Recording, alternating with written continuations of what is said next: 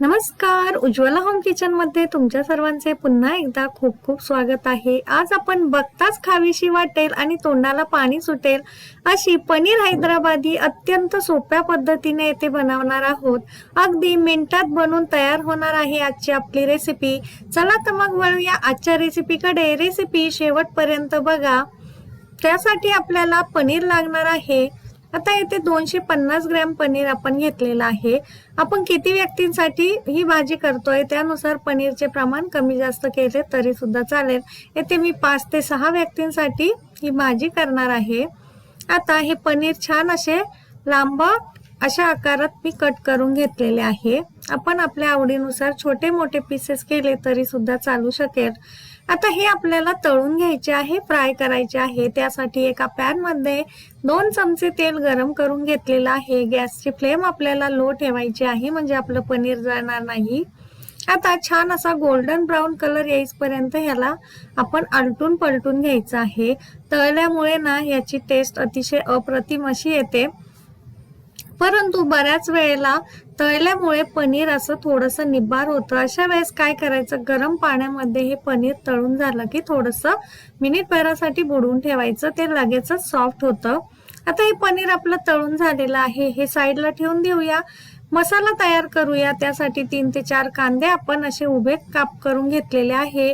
3 ते 4 हिरव्या मिरच्या, मूठभर आपल्याला पुदिना लागणार आहे यासाठी। 1 मूठ आपल्याला कोथिंबीर सुद्धा आपण येथे घेतलेली आहे। 2 इंच आलं लागणार आहे आणि 10 ते 12 आपण येथे लसणाच्या पाकळ्या सुद्धा घेतलेल्या आहे। आता हे सुद्धा आपल्याला थोडंसं भाजून घ्यायचं आहे। आता ज्या पॅन मध्ये आपण पनीर फ्राय केलं ना त्याच पॅन मध्ये आपण हा कांदा सुद्धा थोडासा असा फ्राय करून घेणार आहोत। थोडंसं मीठ टाकूया म्हणजे कांदा पटकन आपला सॉफ्ट व्हायला मदत होते। आता ह्याला आपल्याला लाल किंवा काळा करायचा नाहीये, फक्त 2 ते 3 मिनिटासाठी आपल्याला हा भाजून घ्यायचा आहे। आता कांदा भाजून झाला की साईडला ठेवून द्यायचा आहे। त्यामध्येच आपण हिरवी मिरची, लसूण आणि आलं सुद्धा टाकून घ्यायचं आहे आणि यामध्येच ते सुद्धा फ्राय करून घेऊया। आता हे सर्व साईडला ठेवून देऊया आणि जो पुदिना आणि कोथिंबीर घेतली होती ना ती सुद्धा यामध्ये टाकून आपण छान असं भाजून घेऊया। आता ह्याला फक्त आपल्याला मिक्स करायचं आहे आणि लगेचच हे काढून घ्यायचे आहे सर्व पदार्थ। ह्याला फारही भाजण्याची गरज नाहीये।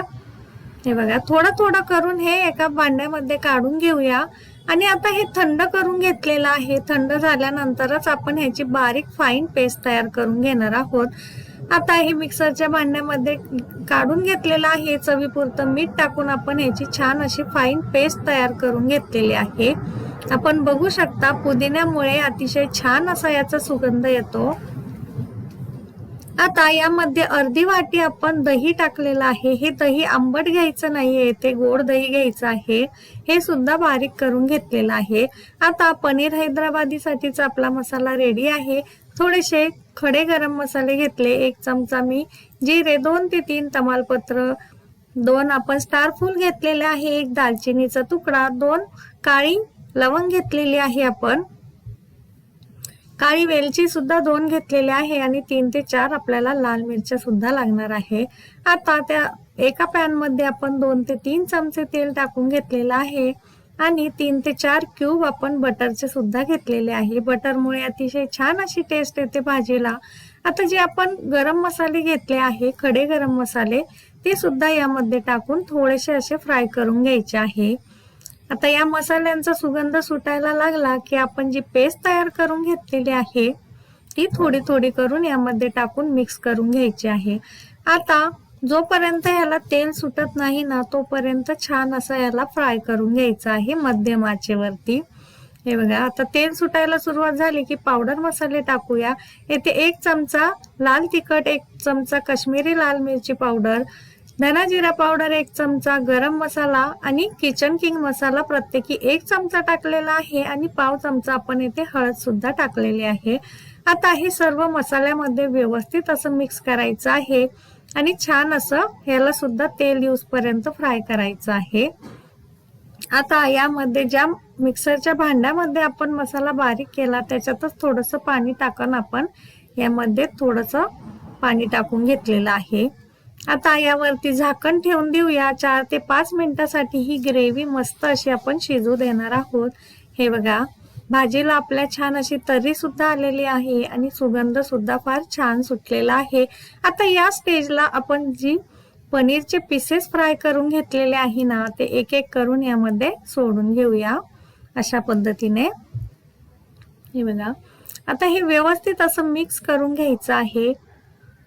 आपली भाजी ही जवळजवळ तयार झालेली आहे, परंतु हिला अजून स्वादिष्ट बनवण्यासाठी ना आपण यामध्ये कस्तुरी मेथी सुद्धा टाकून घेणार आहोत. आता ही थोडीशी रोस्ट करायची आहे, म्हणजे थोडीशी भाजून घ्यायची आहे आणि हातावरती अशी क्रश करून टाकायची आहे. याच्यामुळे अतिशय छान असा सुगंध येतो भाजीचा आणि स्वादही फार छान लागतो. आता ही सुद्धा व्यवस्थित अशी मिक्स करून घ्यायची आहे भाजीमध्ये. आता कस्तुरी मेथी आपली व्यवस्थित मिक्स झालेली आहे. यामध्ये आपण थोडीशी कोथिंबीर सुद्धा बारीक चॉप करून टाकलेली आहे. हे बघा, चमचमीत आपली हैदराबादी पनीर तयार झालेली आहे. नक्की ट्राय करा रेसिपी. कशी वाटली मला कमेंटमध्ये नक्की सांगा. आवडली असेल तर चॅनलला लाईक, शेअर आणि सबस्क्राईब करा. धन्यवाद.